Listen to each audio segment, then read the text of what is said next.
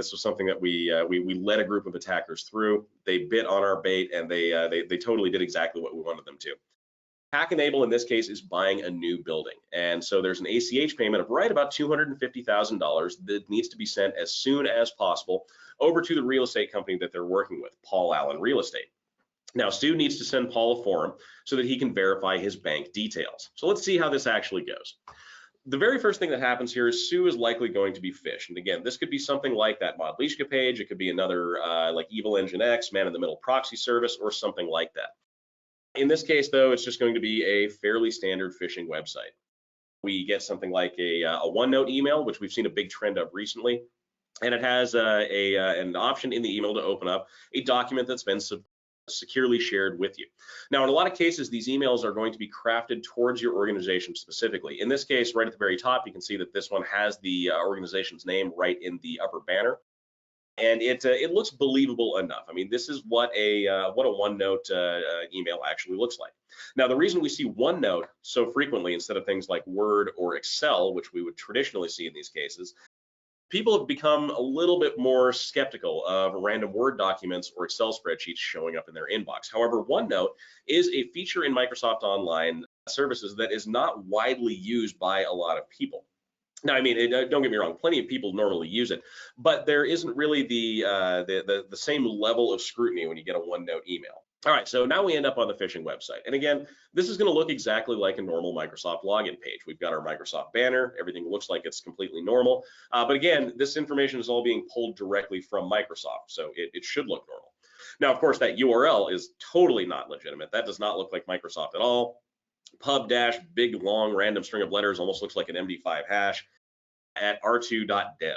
So obviously, this is something that if you're training your employees to look out for phishing emails, that's one of the big ones. Look at that URL, make sure they understand how to spot something that's this nasty looking. It's kind of low-hanging fruit here, but one of the big things that we look at. Now, with this website, we noticed some odd behavior. The very first thing that we saw was a notification that our password was incorrect. When we entered in our username and our credentials, we immediately got an error that said the account password is incorrect. If you can't remember your password, reset it now. What the attackers are really looking at doing here is one of two things. If you enter that password a second time and it matches the first password that you put in, that means you have now verified to the attacker that that is in fact your password.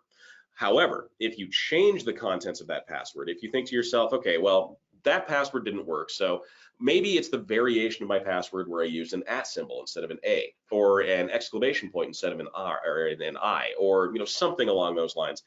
They're now compromising multiple passwords at the same time. All of this is beneficial to our adversary at this point, and none of it is something that we want to be giving up. Now, once the attackers have access to the username and password, and in a lot of cases it's either going to be a session token or a cookie, they will go ahead and log into the account, and that's exactly what we observed in this case. The attackers logged directly into Sue's account, and this is information that we pulled from Microsoft's backend audit log system. We can see the date and time when they logged in. We can see their IP address specifically. And in this case, we'll talk about this in a second here, but the IP address and the geolocation of that IP address can be kind of, again, low-hanging fruit when we're talking about email investigation specifically. In this case, the attackers did not continue to use that Nigerian email address. They actually switched over to the one that was coming out of California, because that's where, as far as the information we had about the business was, they thought we were actually located.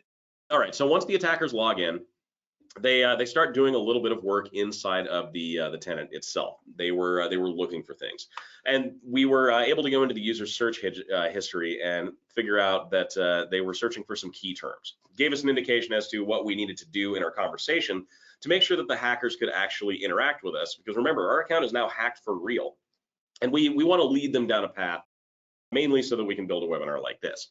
The very first things they did was pretty telling. They searched for invoice, they searched for payment, and then of course they searched for Owen at hackenable.com. Now remember, according to the email conversations, he is the CFO of the company.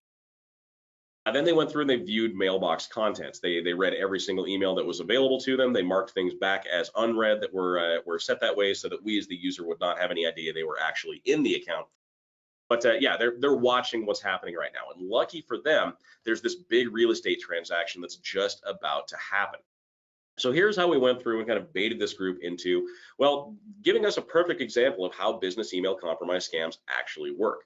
Sue is talking to Owen. They're talking about this upcoming transaction. Owen gives her a heads up that there's paperwork coming through, and she mentions the closing cost was about $250,000. So again, we already know that that's what the attackers are looking for. We're setting this up for them so that they'll kind of fall into our trap here. Now, almost instantly, the attackers set up what are called forwarding rules inside of the Microsoft Office 365 tenant. These are automatic rules that apply for any new emails that come in, if you're not familiar with the term. And in this case, what they're trying to do is obscure that conversation. They already know that Sue and Owen are having a conversation about a big transaction going through, and now they want to take control of that conversation. They want to guide where it actually goes, and then step in when they're ready to actually act.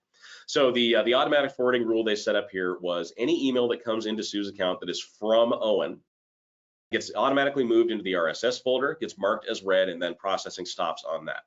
So now they're moving everything off into a folder that we as a normal user would traditionally not be looking in. The RSS feeds folder is very, very seldomly used during normal business communications. And if they drop an email in there and have it marked as read, there's not going to be any indicator on the screen that there's a new email in that folder. Now, the attackers are going to sit back, they're going to wait, they're going to watch, and they're going to find their opportune time to jump in and take advantage of the situation that they found themselves. Now, in this case, our Microsoft Office 365 tenant is set up with a number of different security monitoring features, mainly because we want to see what Microsoft has to offer.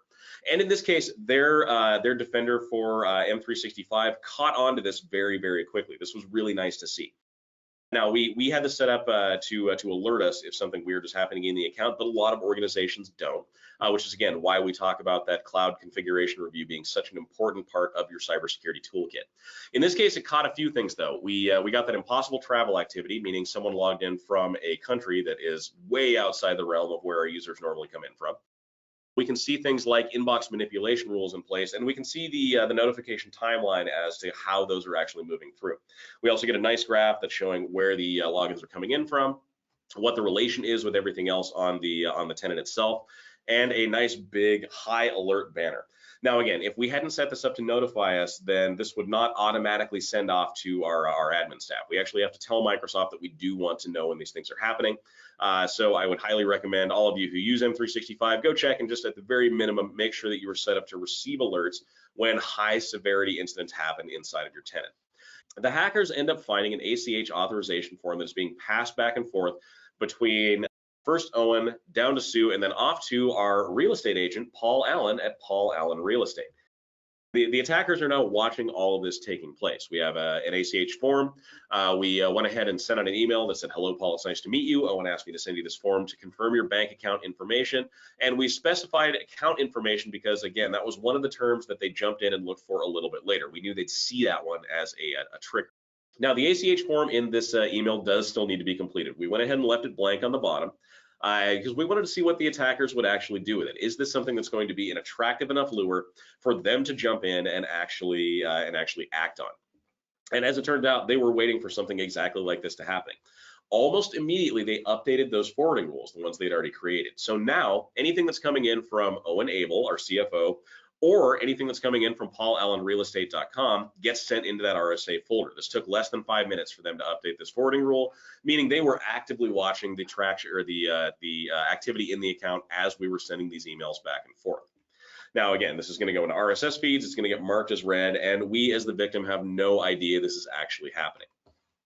Now, the attackers were actually kind of curating the inbox at this point. We found this to be pretty interesting. This was one of the forms that came through. This is coming in from the actual Paul Allen email account that we had set up. The attackers saw it. They went ahead and completely deleted it out of the account, and then they went through and purged the mailbox of any items. This means this item is now permanently deleted. We, as the victim, would have no idea this was ever in place. We would have no idea that this email had ever come through. This has gone into into the ether of the internet forever, right? Not quite. Because we were expecting something like this to happen, we turned on what's referred to as a litigation hold on the account. And when you are going through an email compromise or something similar to that, litigation hold is something that you want to enable right off the bat. So we talked about them looking for those paulallenrealestate.com emails. And we knew they were going to do something to try to jump into that conversation. They already had access to Sue's inbox, but they didn't have access to our Paul Allen inbox. So what did they do at that point? Well, the next thing they did was register a lookalike domain. This is something that we see as a pretty frequent step when we're talking about large-scale business email compromise. Domains are cheap, they're easy to register, and this means the attacker can now imitate the user that they're trying to get us to interact with a little bit more effectively. In this case, they registered paulallenrealestate.com, just about the same, except that real estate is not spelled correctly. This is a big trend. When attackers spoof a website, there are certain things like this that they will do to spoof. Let's see what actually ends up happening here. The attackers have registered a lookalike domain, and they are going to basically take over this conversation. We can see the actual real email from Paul at paulallenrealestate.com. Thanks, Susan. Nice to meet you. We'll get the information back to you as soon as possible. Yada yada yada. The fake email comes through, and this is coming in from Paul at Paul Allen Real Estate, and they're kind of mimicking the language that they're seeing moving through here. Hi, Susan, thanks for the email. It's nice to meet you. I will revert back to you with the details as soon as possible. And at the very beginning of this, they actually kept their English pretty solid. I mean, it was not obvious right off the bat that this was someone who spoke English as a second language. It changed as we went through the scenario a little bit, but you can see kind of where we're going here. They were very convincing at first. They also sneakily on the back end started sending email from Sue's account out to the real Paul Allen, which of course is me, so I see all this happening. But they sent forward these emails, just checking in and making sure everything was moving along okay. Usually attackers will do this as a way to kind of keep the other subject in these kind of scams from getting curious. So if I'm not getting any emails back from Sue or something like that, I may pick up the phone and actually call her. If that's the case, their scam is blown. So they're going to keep that communication chain actually going. They would also go through and then routinely delete all of these from the sent folder so that me, as the owner of the original account, can't see these email correspondence moving back and forth. The attackers went ahead and filled out the ACH paperwork for us, and we were very, very grateful they decided to go for this as their overall ending point here.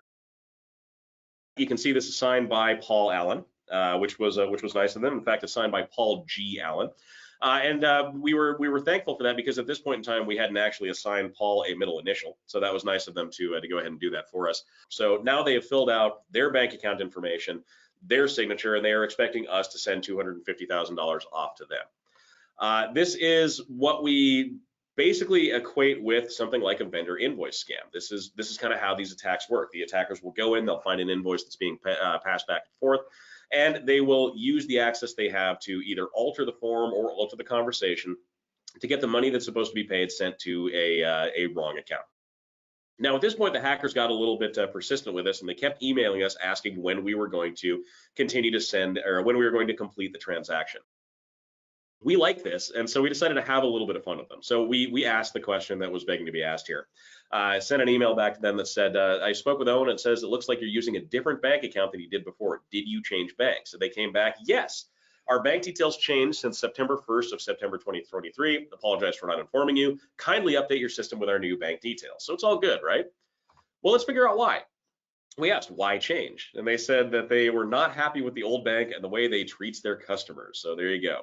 Whatever bank they were using previously, we can safely say to avoid them, bad customer service, 1 star on Yelp, do not recommend.